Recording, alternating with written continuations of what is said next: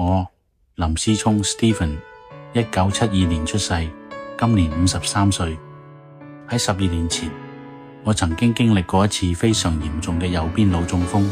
雖然當時醫護人員已經盡晒力咁去救我，但係始終都留低咗嚴重嘅後遺症，令到我左半身行動不便。而喺其後嘅大半年，我接受咗中港兩地嘅醫護人員悉心嘅復康治療，再加上至今每日從無間斷自行努力進行嘅職業治療，而家總算可以用右手慢慢攞住輕便嘅行山杖，小心翼翼咁四處行走。呢53年嚟，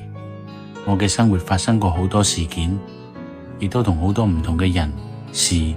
物產生咗各種嘅交集，而期間亦有過唔少波瀾壯闊嘅故事。而關於喺呢一段時期嘅故事，我亦都已經喺10年前所進行過嘅一個叫做生命嘅音樂計劃之中，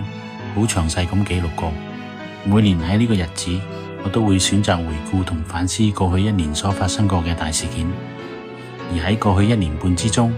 我投入咗大量時間協助一位熱愛音樂嘅女孩子去實現佢嘅音樂理想。我雖然唔係一個特別有能力嘅流行音樂家，但係呢個計劃中，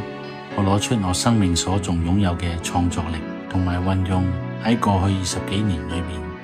因為經歷過好多艱辛同傷痛所累積落嚟嘅製作經驗，以及從中所收穫嘅友誼同埋人脈關係，